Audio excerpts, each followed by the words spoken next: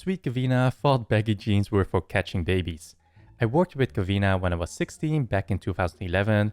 We were both apprentices in hairdressing and worked as assistants in a salon. Kevina was strong-willed, independent and tough, but a very sweet girl who was empathetic and generally good-natured. She was 18 at the time, and to be honest, I really liked her, but my god, some of the things she would say was almost unbelievable. One day I was in the back folding towels when Kevina came in to help. It was just us in the day with one hairdresser and the salon was dead. She started folding the towels with me when she started to look awkward. She said, OP, I have a question and I know you won't say to other assistants, so can I ask you? I said sure and asked what was up. What she asked blew my mind. Here is the conversation. Kevina. Do boys wear baggy jeans to catch the baby? Me confused. I'm sorry, what? Kevina. Do boys wear baggy jeans to catch the baby? You know, when they have them, the jeans catch them. Is that right? Me, Kevina. If this is some kind of a piss take, then please don't. It's not funny. Kevina, visibly embarrassed and a bit awkward. I'm serious. Someone told me that. Me, okay, Kevina, let me ask you. How would a guy carry a baby? Kevina, they have them like girls, but instead of the front, it comes out of their butts. Like the baby grows and comes out of there. The jeans catch them. See what I mean? Me, Kevina, I'm sorry, but seriously, this isn't funny. I know you guys like to laugh at me, but this is too far. Kevina, I am being serious. Why would I ask you and not the others? I trust you and wanted to know. You don't have to be rude. I looked at Kevina and although I thought she was just making stuff up, the look on her face was dead serious and she looked like she was on the verge of tears. I realized she was being completely serious, so I explained to the poor girl how babies were made and finished with, and so on and so forth. Kevina said she had no idea what that meant either, so I said, it's like etc, etc, etc. She still didn't know what it meant, so I had to explain that too. Afterwards, I still thought in the back of my head that she couldn't have been serious, but no one mentioned it or had any idea of that conversation. I always knew Kevina wasn't the sharpest tool in the shed, but I didn't think it was that bad. From what Kevina had told me, she left school at 13, 14 and went straight to working in a salon. Because she wasn't 16, she worked as a Saturday girl until she reached the age that she could work as an apprentice.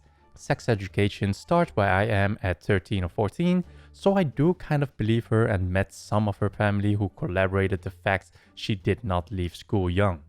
A nice update, a year later, Kevina had a little boy. She's a great mother, from what I've seen, haven't seen her in years, and doing well. The Great Kevin Weed Saga. I knew a Kevin once upon a time. He had a few odd habits, but the following tale is about the top of them all.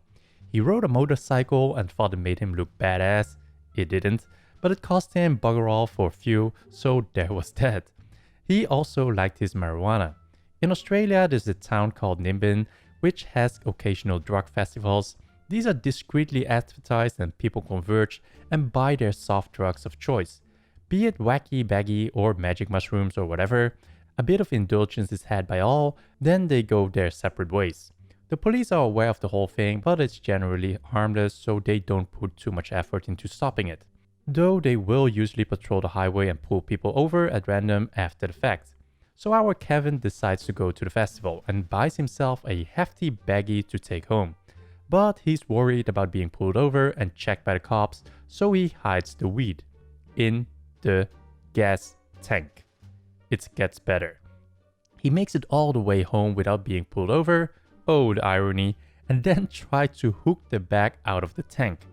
Funny thing about plastic and petrol, the bag kind of fell apart, leaving the weed behind in the tank. It gets better. So he decided to ride around and around the block until the bike runs out of gas. Then he cuts the tank open and scrapes out all the petrol-soaked weed, which he promptly spreads out on a tarp to dry on the front lawn. And then, welds the fuel tank back together. How he never had a fume explosion, I will never know. And once that weed was dry, he smoked it and bitched about the taste. But he still smoked every single bit. Why would you even think that?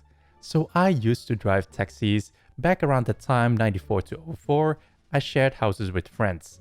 This Kevina friend, not sure now if she was a housemate or a friend of one, was fond of saying, "Wouldn't it be funny if..." and then coming up with weird scenarios. One night when I was on a shift, she's there and says, "Wouldn't it be funny if OP brought his passengers back here to have sex with them?" The others, especially the ones who knew me, just looked at her and shook their heads. I mean, sure, such behavior is not utterly unknown in the cabbie community, but that's not me. Never will be. She didn't get the laugh she wanted out of it. This was all passed on to me later, so then she had a brilliant idea. She would spread it around that I was doing that and be proven right. At least that's my interpretation of her motives. Well, he could be. Time passes, I am unaware of all of this, until my friend starts asking me, not the ones in the house but others, if I'm really doing that. My response, "What? No." It gets around that I said it's BS, so it dies down.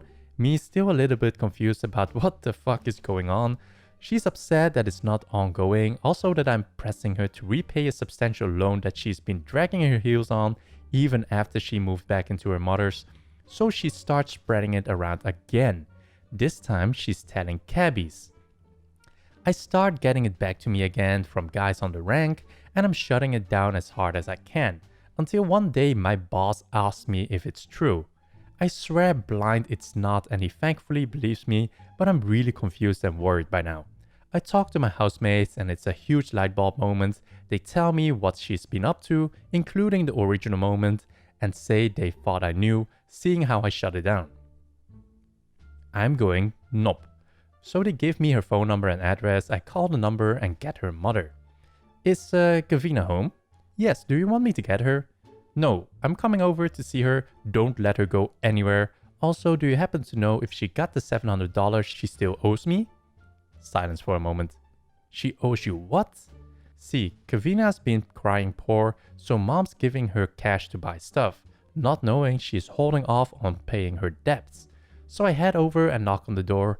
Her mother meets me and hands over the $700, then calls Kevina to the door. Me, "I want you to stop." Kevina playing dumb. Stop what?"